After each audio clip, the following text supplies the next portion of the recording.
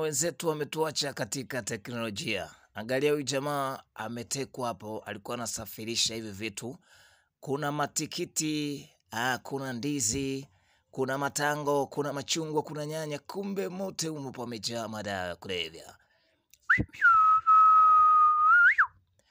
Hatari baba. Unaona mtu anakatiza hapo, unafikiri labda anaenda sokoni nini, kuna nyanya, kumbe ndani wamejaza opule. Angalia boksi na chanwa hilo, ndani humo kuna simu za aina mbalimbali, kuna vibutton na kuna smartphone. Zote hizo zinakuwa zimefichwa humo kwa ajili ya kutunzia madawa ya kulevya. Kwa askari huyu aliweza kumkamata huyu mwamba akiwa anazurura na hivi vitu. Wenzetu wana elimu kubwa. Angalia ndani mwa kitichopo. Anafungua kuchungulia, nazo kaisi labda kuna toilet paper. Fedha hiyo. Sijui ni euro, sijui ni dollar. Yani ni mkwanjo. Chungulia ndani ya kitu hicho, utaweza kufikiri kuna sausage. Tomato sauce, kumbe ndani na penyewe kuna madawa. Mzee anazidi kukagua kitu kimoja baada ya kingine. Mzee baba yuko pale chini, yuko hoi. Anajiuliza wamewaza kunikamata vipi? Cheki kwenye machungwa haya. Ndani ya machungwa kumbe ni geresha. Kuna vidonge, kuna kete.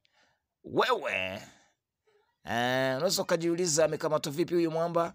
Tuendelee, tutajua mwisho kwa nini ameweza kukamatwa kizembe hivi. Paka ndani ya matikiti yanavunjwa. La kwanza lina kitu, unakuwa umetegwa mtego. La pili kupasuka. Kumbe ndani limechongwa. Kuna fedha. Sasa mzee baba akaona hii haitoshi. Huyu jamaa kama ana akili ya kuweka madawa ya kulevya mpaka kwenye nyanya, kwenye matikiti, uenda hata kwenye paipu la baiskeli kuna madawa ya kulevya. Ngoja chomeke kwanza waya tuone. Hii sensa itanionyesha kama kuna kitu. Madawa yapo ndani kwa ndani. Huyu mwamba amekwisha, ni kesi zinazidi kuongezeka. Akaona usinitanie. Akachana mpaka tairi ya baiskeli kuangalia ndani kuna nini. Maana jamaa alikuwa aendeshi baiskeli, alikuwa anaisukuma. Kuangalia ndani, wow! Na penyewe kuna mzigo. Bana, wenzetu ni watu hatari sana. Yani ficho unavyofichwa, lakini mwisho siku atakukamata. Ndio kama hivi hapo. Mzee baba amemaliza kukagua, ameweka vitu mezani, anapiga mahesabu, mwisho siku anapelekwa mtu kituoni. Ni mimi hapa